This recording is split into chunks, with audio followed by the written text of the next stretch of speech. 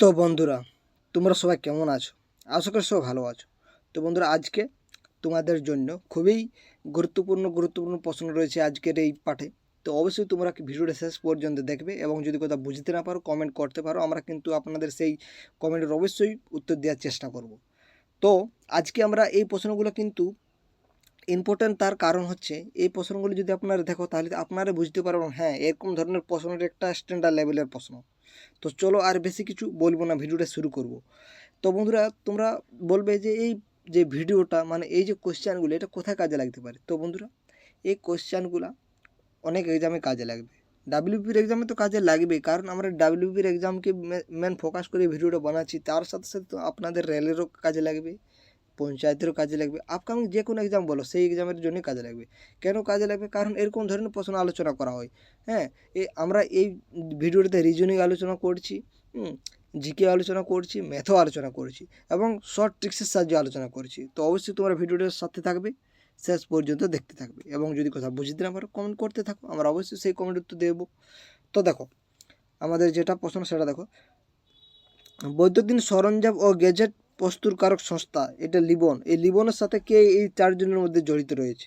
তো একটা লিবন কোম্পানি আমরা সকলে জানি, এই লিবন কোম্পানির সাথে কে জড়িত রয়েছে তো তোমরা কাকে বলবে? তো এখানে দেখো, এখানে এক্ষেত্রে আপনাদেরকে একটা লজিক আমরা কিন্তু বলে দিচ্ছি। দেখো, এখানে রণবীর দুজনে দেওয়া আছে, তার মানে বুঝতে পারছো কিছু? কারণ এই রণবীর দুজনকে এই জন্য দিয়েছে কারণ এই রণবীরের মধ্যে কিন্তু অপশানটা হওয়ার চান্স থাকে। এরকমভাবে আপনাদেরকে পরীক্ষা হলে কিন্তু একটু মাইন্ডের লজিক খাটাতে হবে, তাইলে কিন্তু আমরা বাকিগুলোকে বাদ দিয়ে দিলাম। অর্থাৎ এই দুটো দিয়েছে মানে নিশ্চয়ই এই দুটোর মধ্যেই হবে, তাহলে যেটা হবে সেটা হচ্ছে রণবীর কাপুর। চলো নেক্সট প্রশ্ন আমরা চলে যাই। 25 থেকে 50 পর্যন্ত মৌলিক সংখ্যাগুলোর যোগফল। তো এক্ষেত্রে কোনো আমরা বলতে পারছি না যে লজিক আছে, তো এক্ষেত্রে আপনাদেরকে করতে হবে, যোগেই করতে হবে। তাহলে দেখো, 25 থেকে 50 পর্যন্ত, তাহলে কি হচ্ছে 29। তারপর কত হবে বন্ধুরা? 31 হবে। তারপরে কত হবে? 37 হবে। তারপরে কত হবে বন্ধুরা? তারপরে হবে 41। তারপরে কত হবে? তারপরে হবে 43। তারপরে কত হবে? তারপরে 47 হবে। এগুলো যদি আমরা যোগ করি তাহলে অবশ্যই আপনার যোগ করে দেখো কত হবে। এক্ষেত্রে আমরা এককের অঙ্কটা দেখবো, তাও আমরা বলে দিতে পারবো। যদি এককের অঙ্কটা দেখো, প্রত্যেকটা এই দুটোতে 7 আছে, কিন্তু দেখো এককের অঙ্ক আমরা যোগ করতে দেখি, এখানে 3 আর 7 হচ্ছে 10, মানে 0 হচ্ছে, 4 এক হচ্ছে, 1-এর সাথে 8 হচ্ছে, 8 রেখে 9 হচ্ছে, 9 9 18, অর্থাৎ আমাদের এককের অঙ্কটা অবশ্যই 8 হবে। হ্যাঁ, তো দেখো 8 কোথায় রয়েছে? অপশান বিতেই 8 রয়েছে, তাহলে অবশ্যই 288 হবে। এরকমভাবে কিন্তু যদি করা হয় তাহলে কিন্তু মানে টাইমটা খুব কম কাজে লাগবে, মানে কি বলবো, টাইমটা আপনাদের বেঁচে যাবে। তাহলে দেখো, option B is the right answer, Andaman দ্বীপপুঞ্জের সর্বোচ্চ শৃঙ্গ। তাহলে ক্ষেত্রে আমাদের কোনটি সঠিক উত্তর হবে? তো আন্দামান দ্বীপপুঞ্জের যে সর্বোচ্চ শৃঙ্গ সেটা হচ্ছে saddle peak. Option A is the right answer. এই স্যাডল পিকের যে উচ্চতা সেটা হচ্ছে 737 মিটার। এগুলো অবশ্যই মনে রাখতে পারো, আমরা কিন্তু একটু ডিটেলসে বলে দিচ্ছি। এবার নিকোবরের উচ্চতার স্থান হচ্ছে মাউন্ট থুলিয়ার, যেটা হচ্ছে 5668 মিটার। ভারতের দক্ষিণতম বিন্দু ইন্দিরা পয়েন্ট, যার উচ্চতা হচ্ছে, মানে উচ্চতাটা আপনাদেরকে জানার দরকার নেই। তো এটার যে ডিগ্রিটা যদি বলো কত ডিগ্রি অ্যাঙ্গেল করে, যে 645 এত ডিগ্রি উত্তরে রয়েছে। নিকোবর দ্বীপপুঞ্জের অবস্থিত, হ্যাঁ এটা নিকোবর দ্বীপপুঞ্জে অবস্থিত। এগুলো বেশি ইনফরমেশনগুলো এটা বেশি ইম্পর্টেন্ট নয়। আপনাদের যে ইনফরমেশানটা ইম্পর্টেন্ট সেটা হচ্ছে, এবার আপনাদেরকে বলে দিচ্ছি 10 ডিগ্রি চ্যানেল, এটা আন্দামান ও নিকোবরের পৃথক করেছে। এই 10 ডিগ্রি চ্যানেল এটা কি করেছে? আন্দামান ও নিকোবরকে পৃথক করেছে। আপনাদেরকে প্রশ্ন আসবে কোন চ্যানেলটি আন্দামান ও নিকোবরকে পৃথক করেছে, তো অবশ্যই আপনারা বলবেন 10 ডিগ্রি চ্যানেল। এটা অনেকেই জানে থাকো, তো যাক আপনাদেরকে বলে দিলাম। তারপরে দেখো, গুণরাজ খাঁ উপাধি কে জয়লাভ করেছেন? তো এই গুণরাজ খান এই উপাধিটা কে জয়লাভ করেছিল? সেটা হচ্ছে মালাধর বসু। অপশান এখানে বি। তো উইলাস শাহী বংশের রুকনুদ্দিন বরাকরশা শ্রীকৃষ্ণ কাব্যের লেখক মালাধর বসুকে গুণরাজ খাঁ উপাধি দিয়েছিল। তাহলে যদি বল কে দিয়েছিল, তাহলে হচ্ছে ইলিয়াস শাহী বংশের রুকনুদ্দিন বরাকর শাহ শ্রীকৃষ্ণ কাব্যের লেখক এই মানব মালাধর বসুকে দিয়েছিল। তারপরে দেখো বিশ্ব স্বাস্থ্য সংস্থা WHO নির্দেশিকা অনুযায়ী পানীয় জলে আর্সেনিকের নিরাপদের মাত্রাটা কত হবে? তো সেটা হচ্ছে বন্ধুরা, তোমরা দেখতে পাচ্ছ এগুলো কনফিউজ করে দেওয়ার জন্য, তাহলে হবে কোনটা? অপশান এ হবে। তাহলে এই যে এর মধ্যে পানীয় জলে আর্সেনিক নিরাপদের মাত্রাটা কিন্তু এইটা, বুঝতে পারছো? 0.01 mg পার লিটার, অর্থাৎ 1 লিটারের মধ্যে কিন্তু 0.01 থাকবে। এবার এর ফুল ফর্ম, তো সেটা হচ্ছে ওয়ার্ল্ড হেলথ অর্গানাইজেশন। এগুলো মনে রাখবে, এটা সকলে জানো এর ফুল ফর্ম। তারপরে দেখো ম্যাথ থেকে প্রশ্ন চলে এলো। একটি সংখ্যাকে 42 দিয়ে ভাগ করলে ভাগশেষ থাকছে 36, সেই সংখ্যাকে 14 দিয়ে ভাগ করলে ভাগশেষটা কত থাকবে? এটা একেবারে সোজা, 36কে 14 দিয়ে যদি ভাগ করো তাহলে কত হবে বন্ধুরা? 14 দুগুণে 28, 28 হবে তো, 8 হচ্ছে, তাহলে ভাগশেষ আমাদের 8 থাকছে। Option B is the right answer. চলো সঠিক উত্তরটি লেখো। ভোটের দ্বারা জনপ্রতিনিধি নির্বাচিত হয়। রিসেন্টলি আপনাদের ভোট পেরিয়েছে, তো তার জন্য এই কোশ্চেনটা অবশ্যই ইম্পর্টেন্ট, কারণ জানো এই যেটা ঘটনা ঘটে যায় সেইখান থেকে অবশ্যই আপনাদেরকে প্রশ্ন কিন্তু দেয়, এটা মানে চিরসত্য। তো চলো প্রশ্নটা খুবই ইম্পর্টেন্ট।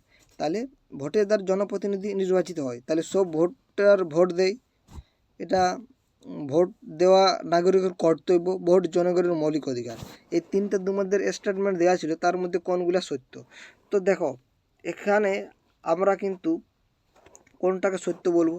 তো দেখো সব ভোটার ভোট দেয়, আমরা কিন্তু এটা কিন্তু সত্য বলতে পারছি না। কেন পারছি না? আপনারা দেখে দেখবেন, যদি নিউজ চ্যানেল আপনারা দেখেছেন, তাহলে সেখানে দেখবে 70% আজ মানে ভোট দেয়, অর্থাৎ সম্পূর্ণ কিন্তু কেউ ভোট দেয় না। তাহলে এখানে সব ভোটার ভোট দেয়, এটা বলা যাবে না। কিন্তু ভোট দেওয়া নাগরিকের কর্তব্য, এটা একেবারে ঠিক, এবং ভোট জনগণের মৌলিক অধিকার, এটাও ঠিক। তাহলে 2 এবং 3 আমাদের কিন্তু এই দুটো সত্য হচ্ছে, তাহলে option B is the right answer হয়ে যাবে। জাতিসংঘের সদর দপ্তর কোথায় রয়েছে? তো সেটা আমরা সকলে জানি নিউ ইয়র্কে রয়েছে জাতিসংঘের সদর দপ্তর। পর্ণমোচী গাছে কি হয়? তো বন্ধুরা পর্ণমোচী গাছে যেটা হয়ে থাকে সেটা হচ্ছে শীতে পাতা ঝরে যায়, শীতে পাতা ঝরে যায়। এটার উদাহরণ যদি তোমরা জানো, শাল গাছ। ভারতীয় অর্থনীতি হচ্ছে কোনটি? তো ভারতের অর্থনীতি হচ্ছে কেমন ধরনের অর্থনীতি? সেটা হচ্ছে মিশ্র অর্থনীতি। এবার মিশ্র অর্থনীতিটা কী জিনিস? তো বন্ধুরা যে অর্থনীতি সরকারি এবং বেসরকারি উভয় ক্ষেত্রের উপস্থিতি লক্ষণীয়, হ্যাঁ, এই মিশ্র অর্থনীতির জনক অর্থনীতিবিদ। অর্থাৎ এই মিশ্র অর্থনীতির জনক যদি বলে কাকে, তখন হচ্ছে অর্থনীতিবিদ কেইনস। এবং এই মিশ্র অর্থনীতিটা কি? সেটা হচ্ছে এখানে রাজ্য এবং কেন্দ্রের দুজনের যে মানে উভয়ের উপস্থিতি লক্ষণীয় যে অর্থনীতিতে, সেটাই হচ্ছে মিশ্র অর্থনীতি। মিশ্র মানে মিক্সিং করে রয়েছে, বুঝতে পারছো, রাজ্য এবং কেন্দ্র। এরপর মিশ্র অর্থনীতির জনক হচ্ছে অর্থনীতিবিদ কেইনস। এবং এই যে এই ধনতান্ত্রিক অর্থনীতির প্রবক্তা, এই যে ধনতান্ত্রিক অর্থনীতি তোমরা দেখতে পাচ্ছ, এই ধনতান্ত্রিক অর্থনীতির প্রবক্তা হচ্ছে অ্যাডাম স্মিথ। এই ধরনের অর্থনীতিতে উৎপাদনের যে উপকরণের মালিকানা, সেটা কিন্তু ব্যক্তি বিশেষের হাতে ন্যস্ত থাকে। তো এগুলো বেশি ইনফরমেশান, এটা সেরকম কিছু গুরুত্বপূর্ণ নয়। তারপরে দেখ একের বিপরীতের দিকের সংখ্যাটা কোনটি? তোমরা যদি এই যে ডাইসের যদি জানো, তাহলে অবশ্যই তোমরা বলতে পারো একের বিপরীতে কী রয়েছে। তো দেখো একের বিপরীতে আমরা বলতে পারছি 2 আর 6 কোনোদিন হবে না। এক্ষেত্রে এটা সোজা দেওয়া আছে, কারণ আমরা যদি এই দুটো ডাইসকে দেখি, তাহলে দেখো এটা মিল রয়েছে, তাহলে এই মিল দেখে এরকম ঘুরিয়ে দাও, তাহলে এখানে কী হবে? 6-এর পর যদি আমরা 3, তারপরে তো 2 হচ্ছে, তাহলে এখানেও আমরা 6-এর পর কী হতে হবে? 2 হবে, তারপর কী হবে? 1 হবে। এদিক থেকে ঘুরিয়ে দিচ্ছি, তাহলে দেখো একের বিপরীতে কী পেলাম আমরা? এখানে একের বিপরীতে কী পেলাম আমরা? তোমরা বলো তো। এখানে তোমরা এটা কিন্তু বন্ধুরা দেখো এই কোয়েশ্চেনটা খুবই ইম্পর্টেন্ট, এটা একটু পেঁচালো দেওয়া আছে। এখানে বলেছে একের বিপরীতে দিকের সংখ্যাটা কত? তাহলে দেখো এখানে আমরা দেখতে পাচ্ছি একের বিপরীত কোনো দিনও 2 হবে না এবং 6ও হবে না, তাহলে অবশ্যই আমাদের কী হবে? 3 হবে। এরকমভাবে কিন্তু করতে হবে, এটা কিন্তু যে মিলিয়ে গেল এবার আমরা ঘুরিয়ে দিয়ে করে দেবো, তা করলে কিন্তু হবে না। তাহলে কিন্তু একের বিপরীতে আমাদের 2 হয়ে যাচ্ছে, তাহলে এটা হবে না বন্ধুরা। একের বিপরীতে কেন 2 হবে না? কারণ এখানে তোমরা দেখতে পাচ্ছি এখানে সাইডে কিন্তু 2, আমরা যখন 1কে তাকাচ্ছি তখন আমরা কিন্তু 2কেও দেখতে পাচ্ছি, তা আমরা বলতে পারবো একের বিপরীতে কোনো দিনও 2 হবে না। কিন্তু আমরা দেখলাম একটু আগে যে একের বিপরীতে 2 বেরাচ্ছে, তাহলে কোনো দিনই এটা 2 করবে না, 2 করলে ভুল হয়ে যাবে বন্ধুরা। তাহলে একের বিপরীতে কোনটা হবে? 3 হবে। অবশ্যই এটা মনে রাখতে হবে বন্ধুরা। তারপরে দেখো কেন্দ্রীয় মন্ত্রী রামবিলাস পাসওয়ান সম্প্রতি হলেন কোন দপ্তরের মন্ত্রী ছিলেন তিনি? তো তিনি ছিলেন ক্রেতা সুরক্ষা। Option A is the right answer. তারপরের প্রশ্নটি দেখো 43 কি রয়েছে? প্রার্থনা সমাজের প্রতিষ্ঠা কে ছিলেন? তো বন্ধুরা, প্রার্থনা সমাজের প্রতিষ্ঠা ছিলেন এই আত্মারাম পান্ডুরা। এবার চলো ইনফরমেশন আমরা জেনে নিই। 1867 খ্রিস্টাব্দে এই আপনার এই ব্রাহ্ম আন্দোলনের নেতা কেশবচন্দ্র সেনের প্রভাবে ডক্টর রামদেব পাণ্ডুকর মহারাষ্ট্র প্রার্থনা সমাজের গঠন করেছিলেন। তো চলো তারপরের প্রশ্নটি দেখো। কোনো এক স্থান থেকে যাত্রা করে একটি জাহাজ উত্তর দিকে গেল, তারপর পশ্চিম দিকে ঘুরে 12 কিমি গেলে জাহাজটির সরাসরি দূরত্ব কত? তো এখানে আমরা যদি দেখি তাহলে এটা দেখো কী করছে, দেখি কোনো স্থান থেকে যাত্রা করে একটি জাহাজ উত্তর দিকে গেল, তারপর পশ্চিম দিকে ঘুরে যদি এদিকে যায় তাহলে তার পশ্চিম দিক কোন দিকে হবে? অবশ্যই এদিকে হবে। 12 কিমি গেল জাহাজটির, মানে এইটা হচ্ছে 12 আর এটা হচ্ছে 9। হ্যাঁ, তাহলে এই ভূমিটা আমাদের বের করতে হয়েছে, তার কত দূরে রয়েছে। তো এটা দেখো অতিভুজের সূত্র হয়ে যাচ্ছে না, লম্ব স্কোয়ার প্লাস ভূমি স্কোয়ার। সরি, এটা নাই, এটা ভুল হয়েছে একটু এখানে কিছু একটা মিস্টেক দেওয়া আছে। এটা অতিভুজ হবে বন্ধুরা, বুঝতে পারছি। তাই অতিভুজের মানটা বের করতে হবে, এটা করবে। পৃথিবীর সবথেকে গভীরতম হ্রদ সেটা হচ্ছে, আমরা সেটা সকলে জানি, কি হ্রদ? বৈকাল হ্রদ। এটাই তো পৃথিবীর সবথেকে গভীরতম হ্রদ, বৈকাল হ্রদ। অপশান কি D is the right answer. এবং পৃথিবীর বৃহত্তম হ্রদ কোনটা? সেটা হচ্ছে কাশ্মীর হ্রদ। এবার দেখো এখানে আপনাদের গুলিয়ে ফেলবেন, এখানে অবশ্যই গুলিয়ে ফেলবেন। পৃথিবীর গভীরতম যদি হ্রদ বলে তাহলে কিন্তু বৈকাল হ্রদ হবে। আর যদি বলি পৃথিবীর বৃহত্তম হ্রদ কোনটা, সেটা কিন্তু কাশ্মীর হ্রদ হবে। এগুলো গভীরতম যখন বলবে তখন বৈকাল বলবে, যখন বৃহত্তম বলবে তখন কাশ্মীর বলবে। এবং ভারতের বৃহত্তম উপহ্রদ সেটা হচ্ছে চিল্কা।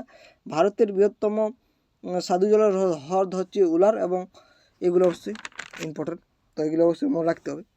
তো আজকে এখানে শেষ করছি। তো তোমাদের সুবিধার্থে আমরা যেটা করি তোমরা সেটা সকলে জানো। কী করি একবার রিক্যাপ করি, সেটা প্রথম থেকেই করব যেখান থেকে শুরু করেছি। তো দেখো আমরা কিন্তু সেই প্রথম থেকেই যাচ্ছি। হ্যাঁ, বৈদ্যুতিক সরঞ্জাম বা গ্যাজেটের প্রস্তুতকারক সংস্থা লিবন এর রণবীর কাপুর জড়িত রয়েছে এবং এটার যোগফলটা আপনাদেরকে দেখিয়ে দিলাম। আন্দামান দ্বীপপুঞ্জের সর্বোচ্চ শৃঙ্গ হচ্ছে স্যাডল পিক। এবং গুণরাজ খাঁ উপাধি কে লাভ করেছিল আপনাদেরকে একটু আগে বলে দিয়েছি, সেটা হচ্ছে মালাধর বসু। বিশ্ব স্বাস্থ্য সংস্থার হুয়ে নির্দেশক অনুযায়ী পানীয় জলে আর্সেনিক নিরাপদের মাত্রা হচ্ছে 0.01 mg/লিটার। এবং হুয়ের ফুল ফর্ম আপনাদেরকে বলে দিয়েছি। এটা তো একেবারে সোজা, 36কে ভাগ করলে যেটা হবে সেটাই। এটা তো একেবারে তার থেকে সোজা। জাতিসংঘের সদর দপ্তর কোথায়? সেটা হচ্ছে নিউ ইয়র্কে।